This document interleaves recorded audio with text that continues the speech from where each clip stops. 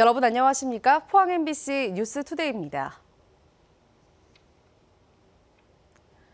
어젯밤부터 비바람이 몰아치고 있습니다. 이번 비는 오늘 밤까지 이어지겠는데요. 울진군 평지로는 호우특보가 발표됐고요. 동해상으로는 높은 물결에 주의가 필요하겠습니다. 안수진 기상캐스터입니다. 시간당 20mm 이상의 많은 비가 내리고 있습니다. 이번 비는 오늘 밤까지 이어지겠는데요. 경북 동해안으로 30에서 80mm, 울릉도와 독도에 5에서 20mm의 비가 예상됩니다. 이 울진군 평지로는 호우주의보도 발효돼 있어서요. 주택가 농경지 침수 피해 없도록 주의하시기 바랍니다. 강한 바람에도 주의가 필요하겠습니다. 경북 동해안에는 강풍주의보가 발효 중이고요. 울릉도와 독도에는 강풍 예비특보가 내려졌습니다. 이 동해상으로도 비바람이 몰아치고 있습니다. 동해 남부 해상에는 풍랑주의보가, 동해 중부 해상에는 풍랑 예비특보가 발표돼 높은 물결의 바닷길 이용하시는 분들은 각별히 주의하시기 바랍니다. 자세한 지역별 날씨 알아보겠습니다. 오늘 밤까지 비가 내리겠습니다. 낮 기온 울진 19도, 영덕 20도, 포항과 경주가 21도입니다. 울릉도와 독도도 밤까지 비가 이어지겠습니다. 낮 기온 울릉도 18도, 독도 19도입니다. 동해상으로도 온종일 비가 내리는 가운데 바다의 물결, 동해 중부 해상에서 최고 4m, 동해 남부 해상에서 최고 5m까지 일겠습니다. 주말에는 대체로 구름 많이 지나겠고요. 이 비가 더위를 식혀주면서 다음 주까지는 평년과 비슷하거나 다소 낮은 기온 분포를 보이겠습니다. 날씨였습니다. 경주의 중저준위 방패물 반입이 중단된 가운데 민관합동조사단의 결과 보고서가 11월쯤 나올 것으로 보입니다. 일부에선 반입 중단이 장기화돼 우려의 목소리도 있지만 환경단체는 주민 불안 해소 차원에서 제대로 된 조사와 대책이 중요하다는 입장입니다. 임재국 기자가 보도합니다. 경주 방패장에 중저준위 방패물 반입이 전면 중단된 것은 지난해 12월 말 원자력연구원에서 온 방패물에서 방사능 분석 데이터 오류가 발생하자 민간환경감시기구와 경주시 의회가 폐기물 반입 중단을 요구했기 때문입니다. 원자력안전위원회는 데이터 오류가 발생한 방패물을 전수조사하고 있고 빠르면 이달 말쯤 결과를 발표할 예정입니다. 이와는 별도로 지난 1월 지역 주민들과 전문가 등으로 구성된 민간합동조사단이 주민 불안감 해소를 위해 정밀 조사를 벌이고 있습니다. 생성기관과 검사기관, 규제기관들이 공정하게 일을 하는 시스템을 다시 한번 들여다보고 개선사항이 있으면 그걸 보완하자는 거죠. 민간합동조사단은 오는 8월쯤 초안을 만들어 규제기관 등과 협의하고 주민공청회와 설명회를 거쳐 오는 11월쯤 결과보고서를 발표합니다. 방패물 반입 중단이 6개월을 넘으면서 지역에선 우려의 목소리도 나오고 있지만 환경단체는 주민 불안감 해소와 안전성 확보를 위해 제대로 된 조사가 필요하다는 입장입니다. 반입 중단이 6개월이라고 하는데 저는 결코 길다고 보지 않고요. 지금 조사 중이고 결과가 나온 이후에 대책을 제대로 세워서 해야죠. 이거 뭐 일반 상품을 파는 공장도 아니고 폐기물이 어디 가는 것도 결국은 다 경주로 오게 되어 있습니다. 한국원자력환경공단은 원자력 발전소 등에서 인수하고 처분하지 못한 방패물이 현재 5천여 드럼에 이르고 있다며 방패물 인수와 처분이 조기에 정상화될 수 있도록 최선을 다하겠다고 밝혔습니다. MBC 뉴스 임재욱입니다. 울진군의 원전 주변 지역 지원 사업비 규모가 하늘원전의 가동률 감소로 줄어든 것으로 나타났습니다. 울진군에 따르면 내년도 발전소 주변 지역 지원 사업비는 135억 원으로 올해보다 17억 원이 줄었습니다. 울진군은 최근 심의위원회를 열어 유경사업과 전기요금 지원 등 사업비 배분안을 심의한 데 이어 구체적인 사업은 공모 등을 통해 확정할 예정입니다. 영덕군은 한국에너지재단과 저소득층 에너지 효율 개선 사업 업무 협약을 맺고 냉난방비 절감 사업을 펴기로 했습니다. 이에 따라 앞으로 3년간 18억 원의 국비가 투입돼 저소득층 900가구에 대해 벽체 단열 공사와 노후 보일러 교체, 에어컨 설치 등을 추진할 계획입니다. 영덕군은 다음 달 말까지 올해 사업분 신청을 받아 대상자를 선정하고 한국에너지재단은 시공업체를 통해 공사에 들어갈 예정입니다. 국회가 제 역할을 못한 지 한 달을 훌쩍 넘긴 가운데 4년 임기도 끝을 향해 달려가고 있습니다. 의회 기능은 멈췄지만 10달 앞으로 다가온 총선 대비 움직임은 빨라지고 있습니다. 조지한 기자가 보도합니다.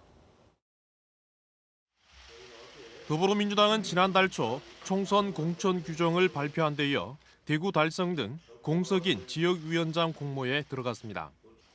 지역위원장이 정해지면 곧 총선 출마 후보군을 추릴 예정입니다.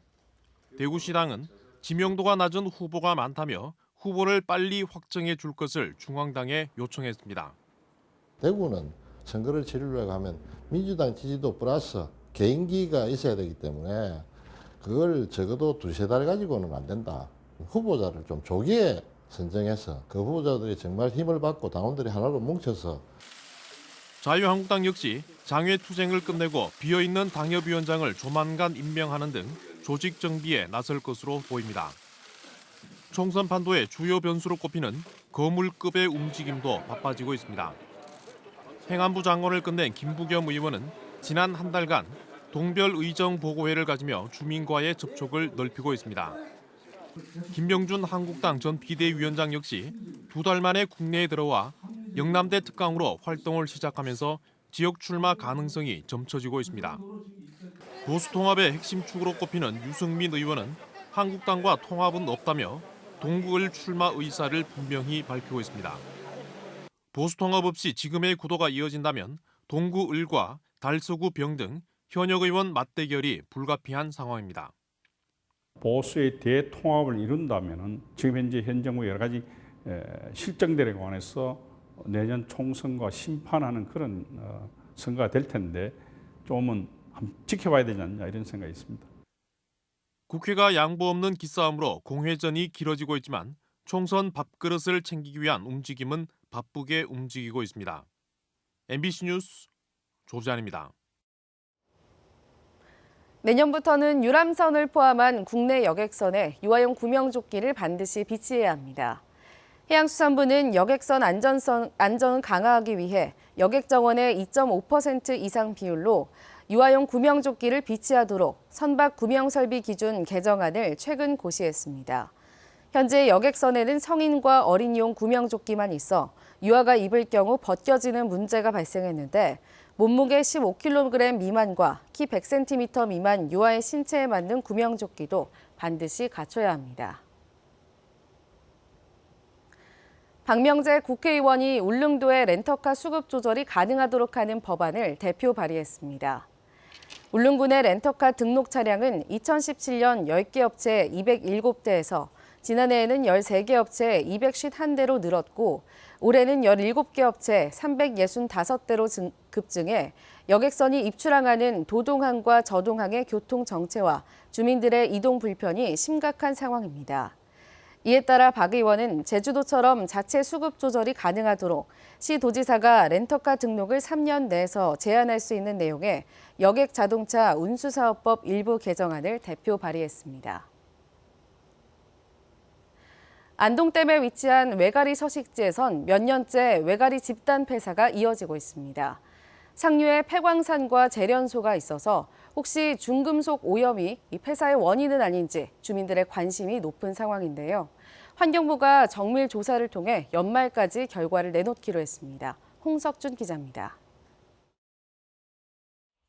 안동댐 상류에 위치한 외가리와 백로의 집단 서식지입니다. 외가리가 둥지를 튼 나무 아래에서 외가리 사체가 발견됐습니다. 번식기인 5, 6월만 되면 집단 폐사가 관찰되자 환경부가 원인 규명에 나섰습니다. 조사는 두 갈래로 진행됩니다. 먼저 안동댐의 중금속 오염이 외가리 먹이 생태계에 영향을 미쳐서 폐사로 이어졌는지 부검을 통해 확인합니다. 죽은 외가리 사체와 살아있는 개체의 중금속 농도를 비교하고 국내 다른 서식지의 외가리와 교차 검증도 진행할 예정입니다. 환경부에서 전국 호소 84개 호소를 이렇게 수질 조사를 했는데 그중에서 안동댐 수질이 제일 나쁜 걸로 나왔지 않습니까? 물고기를 주식으로 하는 외가리가 죽은 데 대해서는 원인이 있을 것이다. 그건 모든 가능성을 열어놓고 안동댐 외가리들의 생태를 정밀 관찰하는 모니터링 조사도 병행됩니다. 새끼 외가리들은 번식기 생존 경쟁이 치열해 자연 도태되는 경우가 적지 않은데 안동댐 집단 폐사가 이 경우에 해당하는지 살펴볼 예정입니다. 서로들 둥지하고 둥지 간의 거리가 매우 가까운 지역 같은 경우는 폐사율이 50에서 60% 정도 나옵니다. 앞서 두 차례 조사에선 폐사한 외가리 체내에서 카드뮴이 소량 검출됐지만 사인인지 여부는 규명되지 못했습니다. 중요한 거는 얘들이 왜 죽느냐가 중요하고 그러면 그 왜 죽느냐 알아야 저희들이 여기 보호 대책을 어떻게 나오는 방향이 더 중요하기 때문에 그게 핵심은 거기고 단지 이제 그 시민들이 중금속에 대한 우려도 높고 하니까 거기서 조금 포커스를 조금 더 준다는 얘기지. 환경부는 12월까지 조사를 진행한 뒤 연내에 결과를 발표할 예정입니다. 환경단체들은 외가리 폐사 원인과 별도로 석포제련소와 안동댐 중금속 오염과의 상관관계 규명을 이어간다는 방침입니다. MBC 뉴스 홍석준입니다. 경상북도와 대구시가 신용보증기금과 협약을 맺고 사회적 경제 기업에 2022년까지 480억 원, 연간 120억 원 규모의 자금 대출을 지원하기로 했습니다. 신규 대출 시 우대 보증료는 0.5%를 적용하고 보증료는 시중 6개 은행에서 0.3%, 대구와 경상북도가 0.2%를 지원해 사회적 경제기업은 보증료 없이 대출을 받을 수 있습니다. 양 지자체는 또 중소기업 육성 정책자금 지원 대상을 기존 사회적 기업에서 앞으로는 마을기업과 협동조합까지 확대하기로 했습니다. 포항 지역 초등학교 대부분이 현충일과 주말 사이에 낀 오늘 재량 휴업을 실시합니다. 포항교육지원청에 따르면 포항 지역 초등학교 66곳 가운데 6곳을 제외한 60곳이 오늘 학교 재량으로 휴업합니다. 또 해당 학교 병설 유치원과 상당수 중학교도 재량 휴업을 실시하는데 돌봄교실 운영 여부 등은 학교별로 다르다고 교육청은 설명했습니다. 포항시가 어촌의 인력 부족을 해소하기 위해 3년째 시행하고 있는 수산 분야 외국인 계절 근로자 사업이 호응을 얻고 있습니다. 외국인 계절 근로자 사업은 다문화 가정의 해외 친지들을 초청해 3개월간 단기로 과메기와 오징어 건조 분야에 종사하게 하고 본국으로 귀국시키는 프로그램입니다. 포항시는 51개 과메기 업체에서 190명의 외국인 계절 근로자를 희망하고 있어 법무부에 이들의 입국 신청 승인을 얻어 11월부터 일할 수 있도록 할 예정입니다. 해양수산부가 유전자 변형 대서양 연어 검사 진단용 키트 개발에 성공해 연어 수입 시 유전자 변형 여부를 즉시 확인할 수 있게 됐습니다. 유전자 변형 연어는 일반 연어보다 2배 이상 빨리 자라도록 개발한 어종으로 올 3월부터 미국 내 유통이 허용되면서 국내 반입 가능성이 높아지고 있습니다. 유전자 변형 연어는 육안으로 구별이 불가능합니다.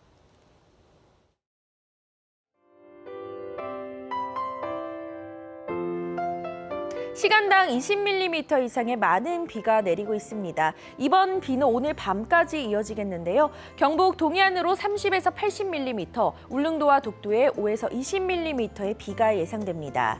이 울진군 평지로는 호우주의보도 발효돼 있어서요. 주택가 농경지 침수 피해 없도록 주의하시기 바랍니다.